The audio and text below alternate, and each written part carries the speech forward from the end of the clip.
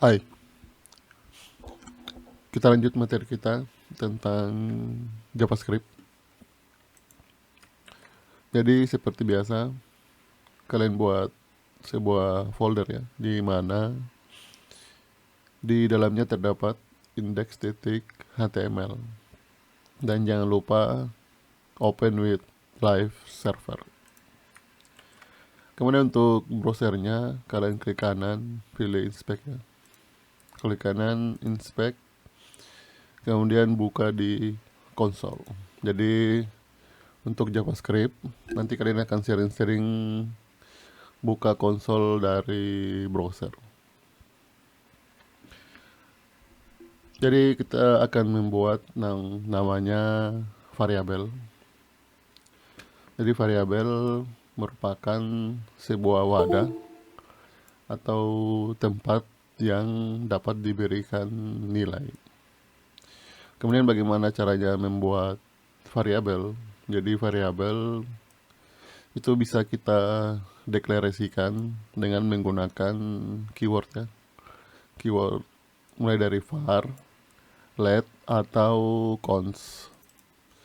Cuma untuk saat ini lebih banyak digunakan itu adalah let dibanding var. Nanti sebentar kita lihat apa bedanya ini kalau kita gunakan let dan cons. Kemudian diikuti dengan nama variabel yang diinginkan. Sebenarnya namanya bebas ya, mau nama kalian juga boleh. Tapi usahakan sesuaikan dengan isi variabelnya ya. Kemudian ada beberapa syarat membuat nama variabel,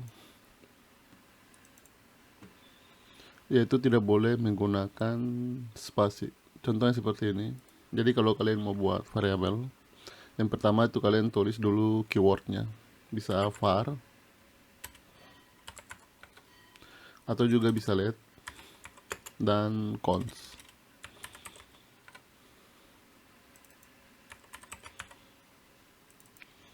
Jadi biasanya kita gunakan yang tadi saya bilang ya, biasanya kita gunakan adalah let. Setelah kita tulis keywordnya, kemudian nama variabelnya mau apa. Misalkan nama variabelnya adalah kampus.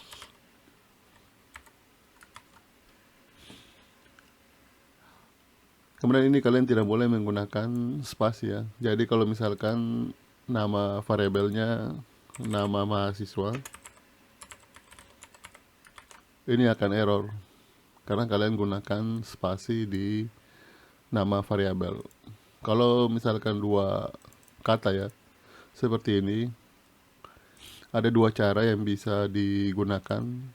Kalian bisa gunakan underscore ya, atau garis bawah, dan garis datar ya.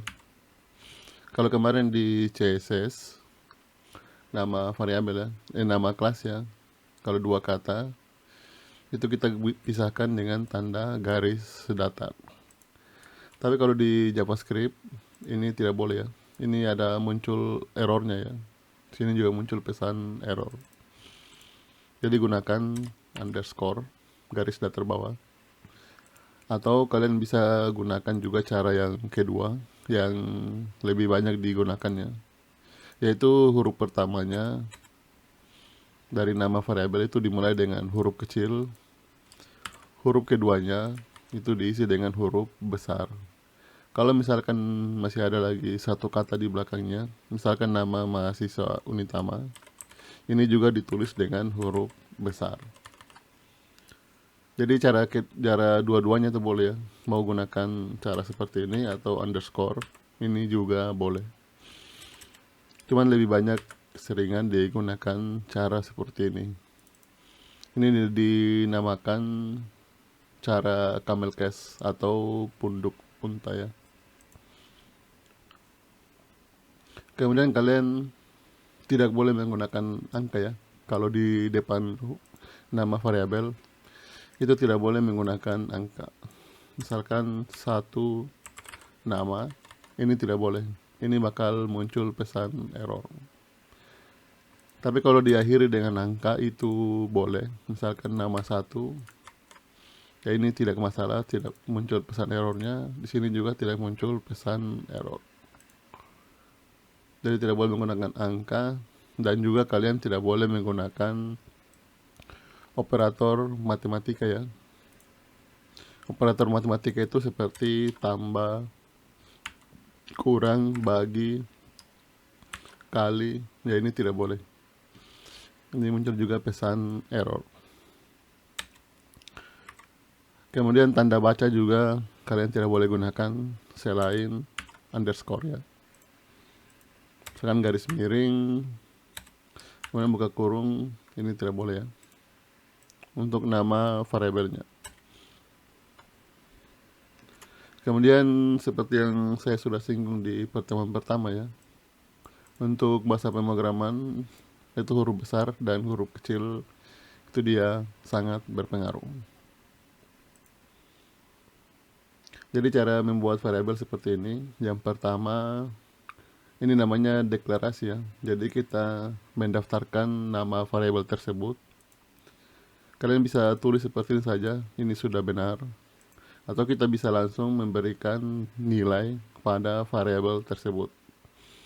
Misalkan let nama, nilainya sama dengan 20. Kalau kita console console.log nama, nanti muncul di sini tulisannya 20 ya, sesuai dengan nilai dari variabelnya. Kemudian misalkan kalian ingin merubah nilainya yang tadinya 20. Kalau kalian mau rubah nilainya menjadi 30, kalian tidak perlu lagi panggil keywordnya. Kalian bisa saja langsung panggil nama variabelnya. Karena nama jadi 30. Jadi kalau kita console log nama, nanti nilainya akan berubah ya menjadi 30. Dari awalnya 20 menjadi 30. Ini kalau kalian gunakan namanya let. Untuk keyword let ya. Tapi kalau kalian gunakan keywordnya cons, ini kalau saya save, untuk cons itu nilai variabelnya itu tidak bisa dirubah. Di sini muncul pesan error ya.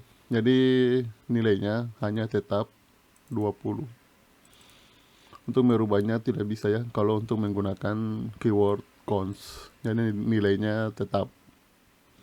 Ya, kalau let, nilainya bisa berubah.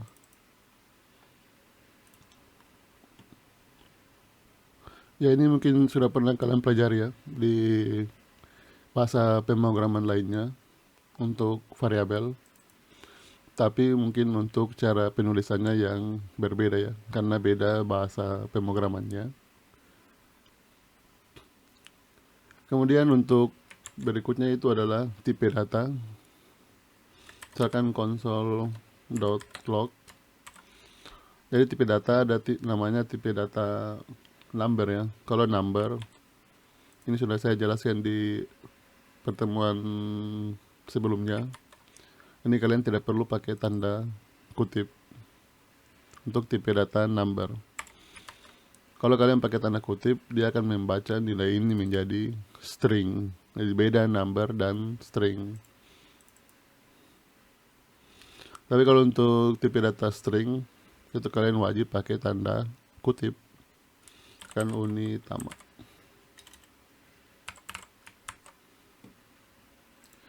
Kemudian seperti yang saya bilang pada pertemuan sebelumnya, biasanya saya lebih sering menggunakan kutip 1 dibanding kutip 2 ya, karena lebih cepat dalam pengetikan. Tapi nanti ada kasus di mana kutip 2 itu ya. Kutip 2 ini lebih powerful dibandingkan kutip 1. Tapi mungkin kalau masih level-level dasar, kasus seperti ini tidak akan kalian temukan. Karena saya pernah buat program, kalau gunakan kutip 1, dia bakal error dibanding kutip 2. Tapi untuk dasar ini tidak terlalu berpengaruh ya. Kemudian bagaimana jika ada penulisan string ya, karena biasanya kalau kita dapatkan penulisan string di mana di dalamnya ada tanda kutip ya. Ya contohnya seperti ini ya. Silakan skripsi dengan judul, biasanya ini kalian nanti gunakan titik dua, kemudian ada lagi tanda kutip di dalamnya. Ini bakal error ya. Jadi kalau ada kata-kata seperti ini, berarti untuk yang kutip di dalamnya, kalau kutip di luar kalian sudah menggunakan kutip dua, di dalamnya jangan lagi menggunakan kutip dua, karena harus gunakan kutip satu. Begitupun sebaliknya ya. Kalau ini kalian gunakan kutip satu, kalau ada kata-kata di dalamnya yang menggunakan tanda petik, ini jangan kalian gunakan lagi kutip satu, tapi gunakan kutip dua.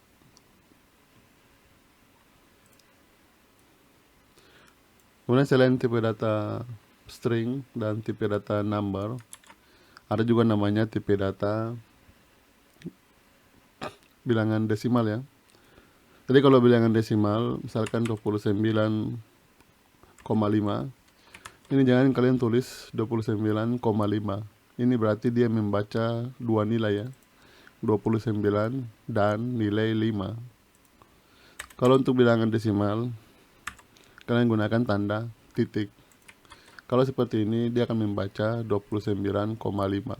Jadi dia sebagai bilangan desimal. Yang terakhir, itu ada namanya tipe data boolean yang menghasilkan nilai true jika benar dan menghasilkan nilai false jika salah.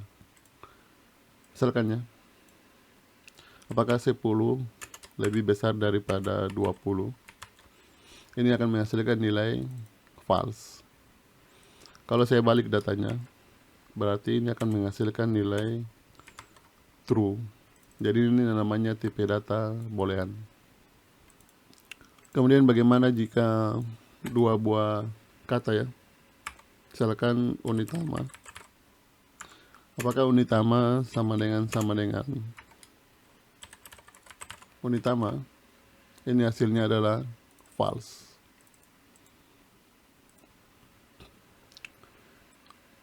Kemudian berikutnya itu adalah namanya operator matematika ya. Jadi tadi kita sudah pelajari namanya variabel. Kemudian tipe data. Berikutnya adalah operator.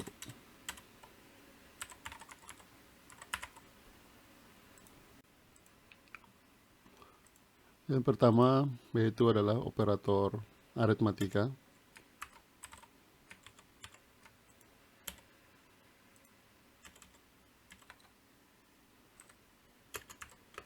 Operator aritmatika.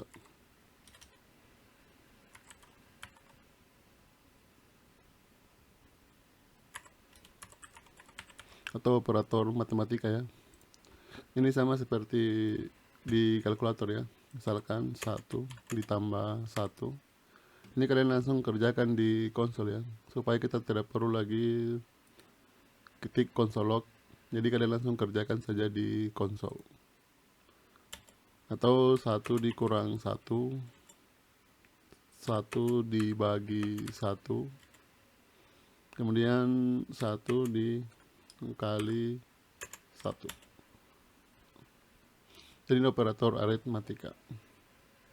Kemudian ada namanya juga modulo ya. Misalkan 10 persen 2. Ini bukan persen ya. Ini namanya modulo. Modulo itu untuk mencari sisa hasil bagi. Jadi 10 modulo 2, artinya itu berapa sisa hasil bagi dari 10 dibagi 2. Kalau 10 bagi 2 itu tidak ada sisanya ya. 10 bagi 2 kan 5.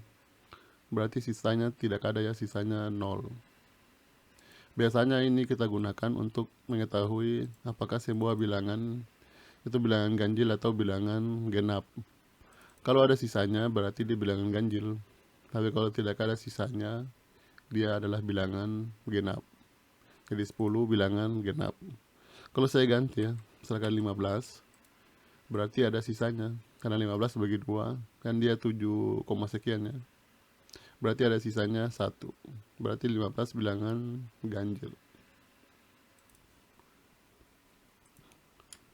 Kemudian yang kedua, ada namanya operator penugasan.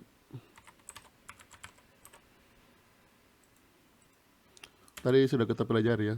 Misalkan X sama dengan 5. Jadi kita menugaskan X ini sama dengan 5. Kalau kalian mau tambah nilai X, misalkan X kali sama dengan 5, berarti dia akan mengambil dulu nilai awalnya X, 5, kali sama dengan 5. Berarti 5 kali 5. Nanti nilai X menjadi 25. Ini bisa untuk semua operator matematika ya. Atau X misalkan sama dengan 25. Kemudian X tambah sama dengan 5. Nanti hasilnya adalah 30. Jadi kalian bisa gunakan kali sama dengan, tambah sama dengan, atau kurang sama dengan. X tadi nilainya 30 ya. Kurang sama dengan 20. Berarti nilai X adalah 10. X bagi sama dengan 10 bagi 2. Hasilnya adalah 5. Kemudian selanjutnya, yang ketiga itu operator perbandingan. Jadi ini kita gunakan untuk membandingkan dua buah data ya. Misalkan apakah 2 sama dengan 2, ini hasilnya adalah true. Tapi kalau 2 sama dengan tanda kutip 2, ini juga hasilnya true. Padahal seharusnya ini dua hal yang berbeda ya. Karena ini 2 ini tipe datanya number. Kalau yang ini tipe datanya adalah string. Jadi kalau kalian membandingkan dua buah nilai dan kalian menggunakan sama dengannya hanya 2 kali ya, sama dengan, ini dia tidak peduli apakah ini tipe datanya number atau tipe datanya string. Dia akan menganggap kedua hal ini tuh sama. Kalau kalian mau membandingkan dengan melihat apa tipe datanya, berarti kalian gunakan sama dengannya 3 kali ya, sama dengan 2. Ini hasilnya false. Karena ini kalau gunakan sama dengannya 3 kali, dia akan mengecek ya. Ini tipe datanya number, yang ini tipe datanya adalah string.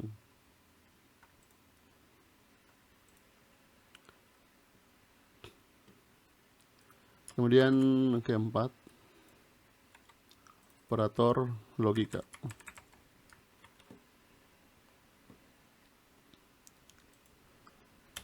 Kalau operator logika, kita kalau tadi membandingkan dua buah data ya. Kalau operator logika, kita membandingkan dua buah kondisi. Misalkan kondisi pertama, 10 lebih kecil dari 2. Kemudian dan 2 lebih kecil dari 5. Ya, ini hasilnya adalah true. Jadi ini kita cek ya, apakah 10 lebih besar daripada 2, hasilnya adalah true. Apakah 2 lebih kecil dari 5, hasilnya adalah true. Kalau kalian gunakan namanya dan, berarti dia akan mengecek kedua kondisi ini. Kalau kondisi keduanya bernilai true, maka outputnya adalah true. Tapi kalau salah satunya bernilai false, maka nanti outputnya adalah false. Misalkan apakah 2 lebih kecil dari 1, karena salah satu dari kondisinya itu bernilai false, makanya outputnya itu adalah false. Ini true ya, 10 lebih besar daripada 2, true. Apakah 2 lebih kecil daripada 1, itu hasilnya adalah false, makanya hasilnya false. Jadi kalau menggunakan dan, berarti kedua nilainya harus bernilai true untuk menghasilkan nilai true. Tapi kalau kita ganti operatornya, ini tanda pipe ya, yang di atasnya tombol enter. Kalau ini, jika salah satunya saja bernilai true, maka outputnya adalah true. Jadi 10 lebih besar daripada 2, nilainya true ya. 2 lebih kecil daripada 5, nilainya juga true. Kalau saya ganti 2 lebih kecil daripada 1, ini kan hasilnya false ya, tapi dia tetap mengeluarkan nilai true. Tidak seperti di atas ya, dia menghasilkan nilai false. Jadi kalau menggunakan operator atau, ini dan ya, ini atau, jika salah satunya bernilai true, maka outputnya adalah true. Kemudian tanda seru, apakah 2 lebih kecil daripada 5? Bukan 2 lebih kecil ya. Apakah 2 lebih besar daripada 5? Ini kan seharusnya hasilnya adalah false. Tapi kalau kalian gunakan tanda seru di depannya, ini dia akan membalik hasilnya. Yang tadi hasilnya adalah false, dia membalik menjadi true. Jadi kalau kalian gunakan tanda seru, apakah 2 lebih besar daripada 5? Nanti hasilnya dari false berubah menjadi true.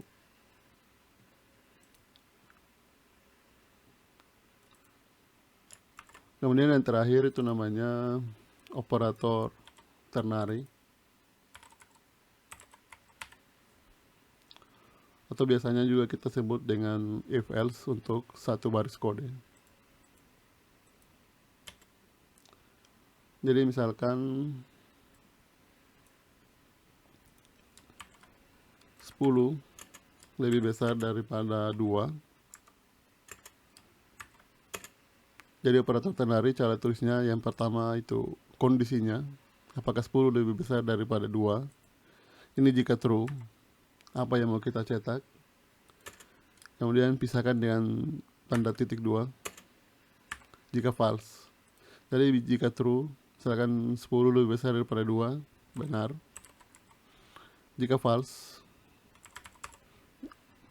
apakah 10 lebih besar daripada 2, hasilnya adalah true. Maka yang dicetak adalah kata benar. Ini bukan karena katanya benar ya. Misalkan unit sama.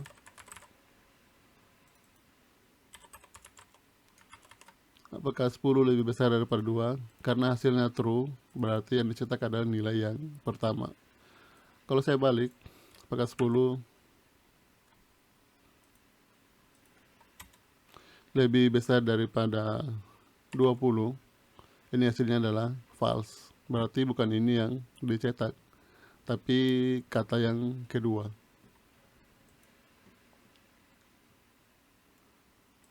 Ini biasanya kita gunakan kalau if else-nya hanya satu kondisi ya. Nanti kita pelajari tentang if else. Tapi biasanya ini disebut dengan if else yang satu baris, atau nama kerennya itu operator ternary. Ya sekian untuk video kali ini.